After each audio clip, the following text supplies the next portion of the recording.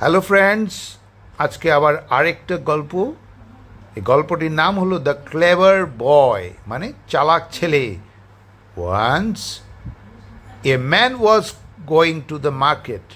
একবার একটা মানুষ যাচ্ছিল কোথায়? টু দ্য মার্কেট মানে বাজারে। এখানে ওয়াজ হলো অক্সিলারি ভাব, আর মূল ভাবটা ভাব নাম্বার 1-এ আছে, তার সাথে আইএনজি যুক্ত হয়েছে। তো কী হবে? এটা কী হবে? পাস্ট কন্টিনিউয়াস টেন্সই হবে। এখানে প্রেপোজিশন টু আছে, গোয়িংয়ের সাথে টু লাগবে। এমনিতে আমরা জানি যে মার্কেট বাজার, আর টু দ্য মার্কেট মানে বাজারে। He had laden his donkey with 2 sacks of wheat. সে কী করেছিল? বুঝাই করেছিল হিজ ডঙ্কি, তার গাধাকে, উইথ 2 sacks অফ হুইট, সঙ্গে কি 2 sacks মানে 2 বস্তা। 2 বস্তা কি? গম। 2 বস্তা গম দিয়ে বুঝাই করেছিল তার গাধার পিঠ বা গাধাকে। এখানে মূল ভাবটা কি আছে? ভাব নাম্বার 3-তে আছে। লেড হলো তার প্রেজেন্ট ফর্ম, মানে ভাব নাম্বার 1 এলএডি, আর লেডেন হলো পাস্ট পার্টিসিপল ফর্ম, মানে ভাব নাম্বার 3-তে আছে। অক্সিলারি ভাব হ্যাড আছে, তো এটা পাস্ট পারফেক্ট টেন্সেই হবে।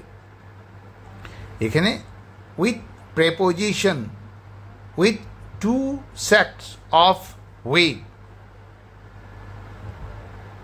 এইভাবে আমরা মনে রাখবো। On the way he rested, তার যাত্রাপথে কি করেছিল?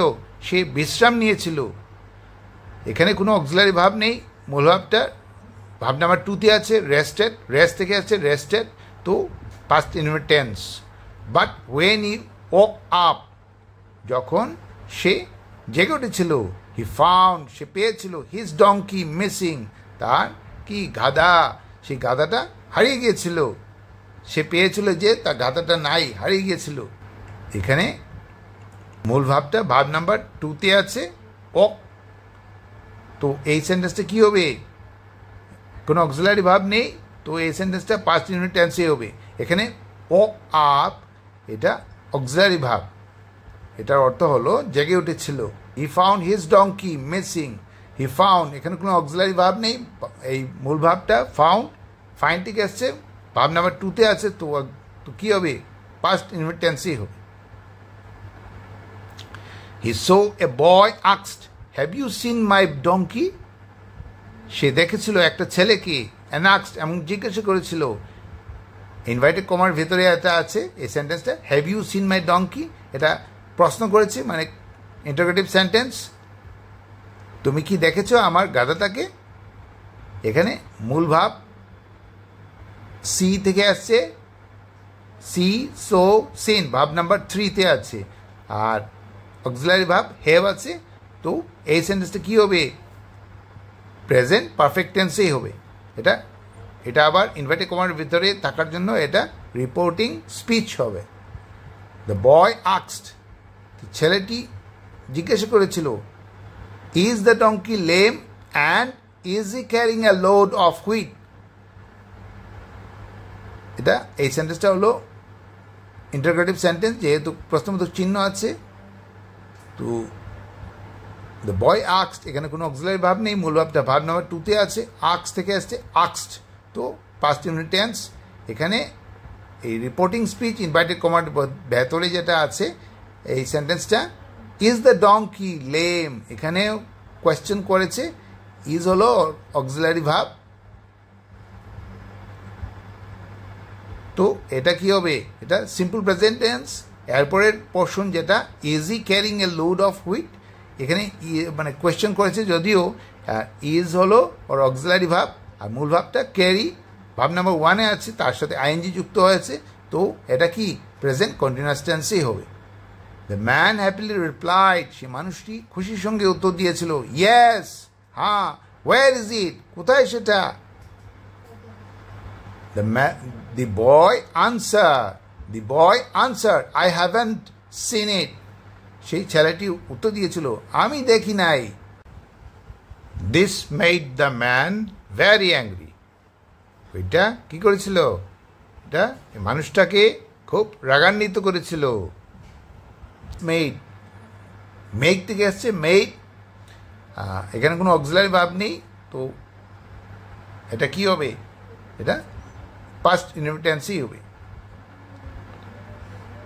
হি took the boy to the village chief, সে নিয়েছিল, এখানে টেক থেকে আসছে, এখানে টেক থেকে আসছে টোক, ভার্ব নাম্বার 2, কোনো অক্সিলারি ভার্ব নেই, পাস্ট ইনভিটেন্সই হবে।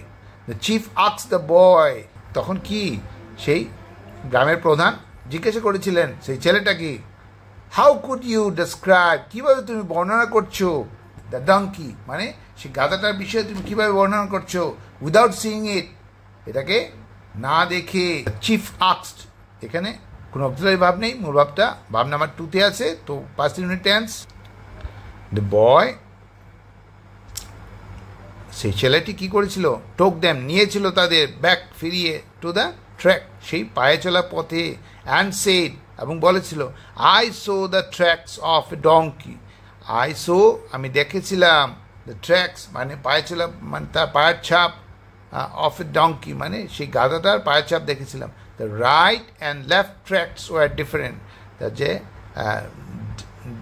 ডান এবং বাম দিকের পায়ের ছাপগুলো আলাদা ছিল। ইট মিন্ট, এটা মানে দ্যাট যে দ্য ডঙ্কি ওয়াজ লিম্পিং, এর মানে যে সেই গাধাটা কী করছিল, খোঁড়াচ্ছিল। Some wheat seeds were scattered on the ground, কিছু মানে গমের বিচি সেখানে ছড়িয়ে ছিটিয়ে মাটিতে পড়েছিল। So he must have been carrying wheat, তাই সে বলা যায় যে সে নিশ্চয়ই কি বহন করে নিয়ে যাচ্ছে গম। দ্য জাজ অ্যাপ্রিসিয়েটেড, প্রশংসিত করেছিল বা প্রশংসা করেছিল দ্য বয় সেই ছেলেটাকে এবং তার his cleverness, and told them এবং তাকে বলেছিল, অ্যান্ড টোল্ড দ্য ম্যান এবং সেই মানুষটাকে বলেছিল, টু ফরগিভ হিম তাকে মাফ করার জন্য। দ্য বয় টোক them back to the track and said, এখানে ইনভার্টেড কমার ভিতর I so the tracks of a donkey, এই ইনভার্টেড কমার ভিতরে যে সেন্টেন্সটা আছে এখানে ইনভার্টেড কমার শুরু আছে আর ক্যারিং হুইট পর্যন্ত শেষ হয়েছে। এই যে পোর্শনটার মধ্যে যে যে সেন্টেন্সগুলো আছে সেগুলো কি হবে, রিপোর্টিং স্পিচ হবে। আই সো আমি দেখেছিলাম the tracks of a donkey, এখানে কোনো অক্সিলারি ভার্ব নেই, মূল ভাবটা ভার্ব নাম্বার 2-তে আছে, সি থেকে so. The right and left tracks were different, ডান দিকের এবং বাম দিকের এই যে পায়ের ছাপগুলো, ডান দিকে এবং বাম দিকের পায়ের ছাপগুলো সেটা কি, ওয়ার ডিফারেন্স, সেগুলো আলাদা আলাদা। ইট মিনস, তার মানে দ্যাট দ্য ডঙ্কি ওয়াজ লিম্পিং, মানে সেই কি ডঙ্কি কি করছিল, খোঁড়াচ্ছিল, লিম্পিং মানে খোঁড়াচ্ছিল। এখানে ওয়াজ আছে অক্সিলারি ভার্ব আর মূল ভাবটা ভার্ব নাম্বার 1 আছে লিম্প, তার সাথে আইএনজি যুক্ত হয়েছে, তো পাস্ট কন্টিনিউয়াস টেন্সেই হবে। এখানে সিটস ওয়ার, ওয়ার মানে অক্সিলারি ভার্ব পাস্ট টেন্সের, তো স্ক্যাটার্ড মানে ছড়িয়ে ছিটিয়ে ছিল, এটা ভার্ব নাম্বার 2-তে আছে, তো এই সেন্টেন্সটা কী হবে, সিম্পল পাস্ট টেন্সেই হবে। The judge appreciated the boy's cleverness, সেই যে জাজ কি করেছিল, অ্যাপ্রিসিয়েটেড মানে প্রশংসিত করেছিল দ্য বয়েজ ক্লেভারনেস, সেই ছেলেটার চালাকি মানে চতুরতার জন্য প্রশংসা করেছিল। তো অ্যাপ্রিসিয়েটেড, এখানে কোনো অক্সিলারি ভার্ব নেই, অ্যাপ্রিসিয়েটেড মূল ভার্ব নাম্বার 2-তে আছে, তো এটা পাস্ট ইউনিট টেন্সেই হবে। তো আজকে এই গল্পটার মডেল হলো, we should not be quick to জাজ পিপল, আমাদের তাড়াহুড়ো করে কোনো বিচার করা উচিত নয়, বা কোনো একটা সিদ্ধান্ত তাড়াহুড়ো করে নেওয়া উচিত নয়। তো আজকের এই গল্পটা কেমন লাগলো, যদি ভালো লাগে তাহলে সাবস্ক্রাইব করবেন, লাইক বাটন প্রেস করবেন, অ্যান্ড বেল আইকনে প্রেস করবেন। Thanks for watching, bye bye.